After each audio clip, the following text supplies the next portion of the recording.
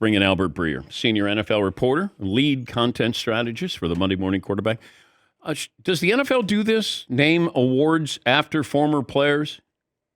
Well, they did the Walter Payton Award. I mean, that was I think previously just the Man of the Year, if I remember right. And then I believe when Walter Payton passed that they named it after him. I think so. But what about like the MVP? If I said regular season MVP in the NFL, who would you name the award after? I mean, I guess like on the Jordan premise, it would be Tom Brady, right? Like, I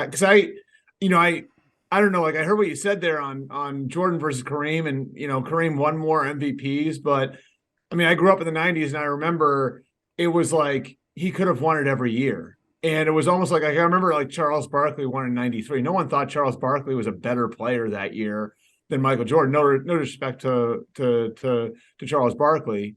I think Karl Malone won it like '97 or '98, right? Yep. So, I think like it's about the greatest player, and the greatest player is Tom Brady. So I think you'd probably name it the Tom Brady MVP award, right? No, I would do Peyton Manning, and then I would have the Super Bowl MVP, Tom Brady. That makes some sense. Yeah. Do you think Peyton would take that as a slap in the face? You know what I mean? Like, I would hope that he would understand that, hey, I was a great regular season quarterback, and I have more MVPs than Tom. But facts are facts here, Albert. Yeah. Tom's your MVP when it came to the biggest game, of the year. No question. Yeah. That'd be interesting though, because did they name the Rookie of the Year after someone in basketball? Is there a name for that one? Wilt Chamberlain. Okay, because like you go through those different ones. Like, would it be like the Randy Moss Rookie of the Year? Because you remember Randy was such a comet as a rookie. Yeah. You know what I mean? Yeah. Like. It'd be interesting to go through them. Like Lawrence Taylor, Defensive Player of the Year, I think's easy, right? Like I think it'll probably be LT. Yep. So there's some interesting arguments there. Jerry Rice, Offensive Player of the Year, could do that. I always hated when they did Offensive Player of the Year and then they did MVP.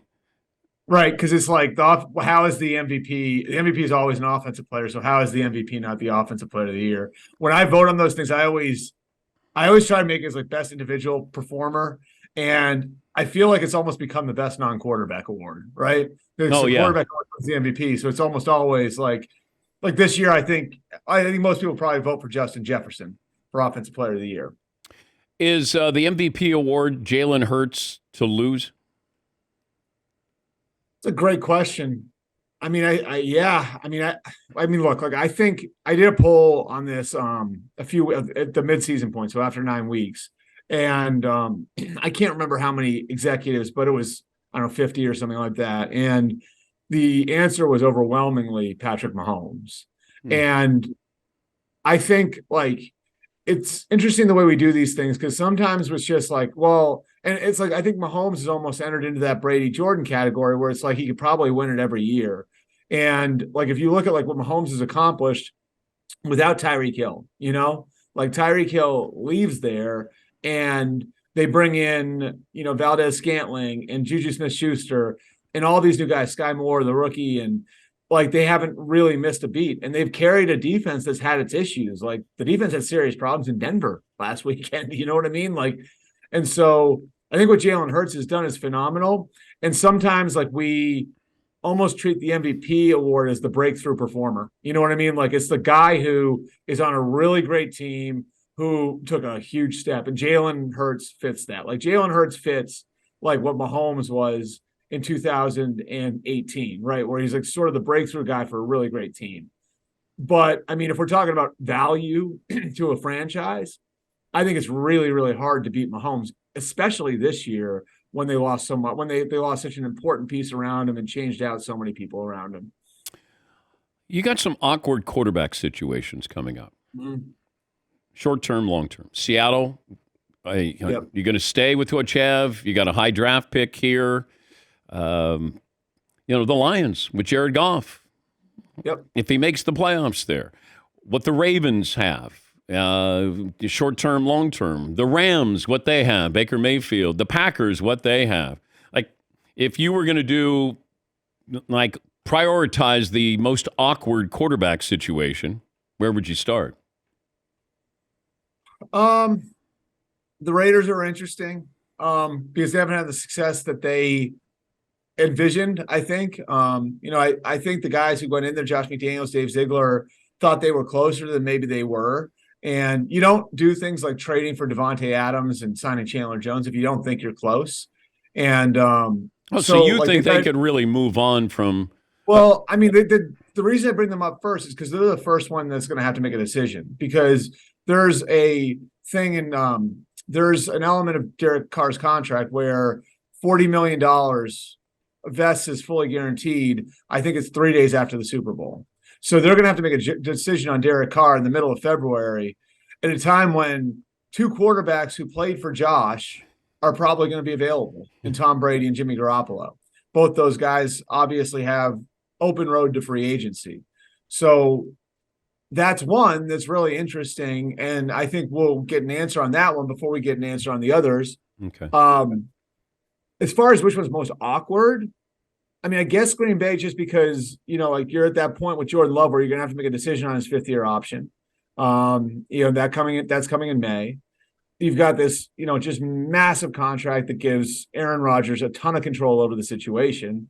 That one I think is at least interesting. And if Aaron lets his decision, allows for his decision to bleed into March, then that has potential to really kind of handcuff the Packers as far as their planning, and so that one's a little awkward. I don't think Seattle's that awkward. I mean, I think Seattle, they try to sign Geno Smith, and I think Geno becomes like Alex Smith in Kansas City. I know that I've used that example with you in the past, where you feel comfortable with Geno as your starting quarterback. Is he going to be your starting quarterback forever? No, but he can help you get to the next one, and you can win with him, and he's shown that already. So I don't think Seattle's quite as awkward as, say, Green Bay or Vegas will be once the season ends. We're talking to the Monday morning quarterback, Albert Breer. The Brady situation, it feels fluid. That you can see the frustration. He probably realizes the ceiling is not that high, and if you could go someplace where you add water and stir, and he's that guy that you're stirring, the Raiders seems like a really interesting landing spot there. Yep. You see that as a real possibility? Yeah, I think it's on the table. I mean, I don't know if he's going to play next year, right? I don't think he knows if he's going to play next year. Obviously he's been through a lot personally in the last few months, and I think that's a factor when it comes to all of this. His kids are getting older. But I do think that there's an appreciation for some of the things that he had in New England. Now, the way he was coached in New England, the way the operation ran in New England. And so I think if he's going to keep playing, it's going to be in a place where he doesn't need to run the whole thing. And I think there have been times in Tampa where he's felt like he was responsible for a lot of different things around him and keeping things straight. And, even down to the offseason program, the way they ran the offseason program the last few years, post-COVID, was the young players would come in and work with the coaches, and then Brady would take the vets and they would sort of work on their own off-site, And so I think going to a place where there's more structure and maybe he can just go and play would probably appeal to him. And I think Vegas and San Francisco could offer those situations. Now, San Francisco's quarterback situation is obviously fluid, but they flirted with it before. They left the light on for him last year. I think they would consider it if Brady would consider them after this year. And then Vegas is obvious because there are pieces in place. I think Brady probably believes people would follow him there. And obviously there's a lot of, carryover in what he did for 20 years in New England with what they're trying to build there. Do we know the official reason why Bruce Arians is no longer the coach in Tampa? I genuinely think he wanted to give Todd Bowles. I genuinely think that was the biggest thing. Was he wanted to give Todd Bowles the chance to run the show. And he wanted to give Todd Bowles the chance to have a winning team. And he felt, and I think that there was a belief that the clock was sort of ticking on that group. And, he wasn't going to get very many swings at handing this over to a guy that he loved in Todd. Were things perfect between he and Brady? No, there was definitely friction, but I think the bigger factor for Bruce was kind of looking at it globally and saying, I have my ring. It just sort of feels like time for me. And I want to do something for a guy that I think the world of. And he and Todd, I mean, BA is close to a lot of his coaches, but he and Todd are like, they're like family, And so I think that was maybe the biggest factor in walking away when he did. Kyler Murray's injury have any impact on Lamar Jackson's contract? It's an interesting question because it was such a freak injury. You know what I mean? Like, I feel like that sort of could have happened to anybody. Like, that wasn't about Kyler Murray being an athletic quarterback who gets out on the edge and runs, right? Like, that was more, he was doing that when he got hurt, but I mean, it could have happened anywhere on the field. So I don't know how much it factors into the way the Ravens approach Lamar, because I think the Ravens are committed to paying Lamar. I think the question is, and will continue to be, is Lamar willing to take a conventional quarterback contract, or does Lamar want to do something groundbreaking like what Deshaun Watson did with his contract? And that's sort of where the divide was, and so like, I think they franchise him. I think that they try to get him done on a conventional quarterback contract. It's sort of, I think at the end in the summer sort of turned into a staring contest and who's going to blink first. And the Ravens have handled this very carefully because they know trust is such a big thing to Lamar, and they wanted to handle everything with him man to man, and they didn't want any of the negotiation being held in the public forum. And I think they'll continue to handle it that way. I think they genuinely want to get Lamar done as much as anything else, Dan, because like if they're so built around him. Yeah. Like, what would they do if they didn't have him? You know what I mean? It's not like there's like an easy answer to replace Lamar Jackson when you built that way. Cliff Kingsbury safe in Arizona? Oh, I'm not sure. I mean, I don't think it's like, I don't know if it's totally out of the realm of possibility. There's like a mutual parting. It just feels to me like there's a lot going on there. And like, I think like the biggest thing that is standing in the way of everything is the contract. And things were so awkward there, Dan, at the end of the year. Like, they canceled a number of personnel meetings that are like, these are like normal, like end of the year personnel meetings, like wrap up, talk about this player, that player, those normal like scouts and coaches, go through the roster, evaluate everything. They canceled a couple of those abruptly. And after they got blown out by the Rams, that was on a Monday night.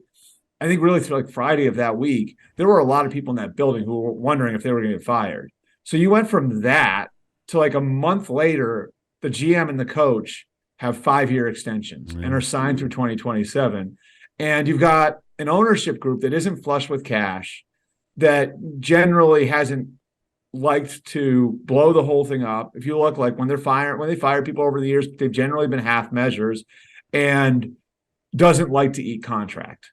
And there are 5 years left on the contracts of Steve Keim and Cliff Kingsbury. And so I think as much as I think that 100%, like everyone's job would be on the line there right now if those contracts hadn't been done. And then the question becomes, how do they get out of this? Does Cliff want to go forward, with the team? Does, like how do they view Steve Keim? Like, there are so many unanswered questions that I think are going to demand some tough conversations over the next month in that building. I'll try to phrase this correctly so you understand it, but who overplayed their hand more, the media covering Odell Beckham Jr. or Odell Beckham Jr.? You mean like the proclamations that he's going to be ready he's ready to roll and all of that? Nobody asked the one question that drove me crazy, Albert, is when can you play? When can you play? Right. No, I mean, and look, like, what he said turned some people off. Like, what he said on like Amazon, like, I know that turned some people off. Like, cause there was like a sort of like, and I think Odell did a lot to repair his reputation over the last year, but when you've got players who are fighting through things to get through December, and like a guy just flat out says like I don't really see the point in playing in the regular season. There are some people that are wondering, and now this guy, and now he wants like he wants another year on the contract. Like, you're gonna have some pause there. So look, like he was not healthy last year, and I think there's a part of this that goes back to last year, and the Rams when the Rams signed him, and I think I said this to you last week, like they when they signed him, it was like, we don't think, like, if we look at this MRI, if we looked at like this physical, and it was September, we wouldn't sign you because we wouldn't think you could make it to the end of the season. But because we're near the end of the season, we think we can get you to the finish line, and they almost got him there. Yeah. And so, like, I think, like, he's cognizant of the knee. I think he wants to go to a winning situation because he knows, and I've said this to you before too, like, he knows what playing for the Rams did for his image last year and did for the way people think of him last year. And yet, like, he comes out and he says this, and it's like, if you're one of these teams that's in it fighting for a championship, are you worried about what that might do to your to the mix of your team? And so, I think, like, the Cowboys, the Bills, you see them make moves this week, and I think they've left the door open. But as we've sort of seen, the Chiefs go get Kadarius Toney before the trade deadline, and then the Bills sign Cole Beasley, and the Cowboys sign T.Y. Hilton. You see, like, this sort of implicit message coming from these teams that is, hey, we'll leave the door open, but I think we've learned that if we're bringing you in, we have to treat you like anything we get from you as a bonus.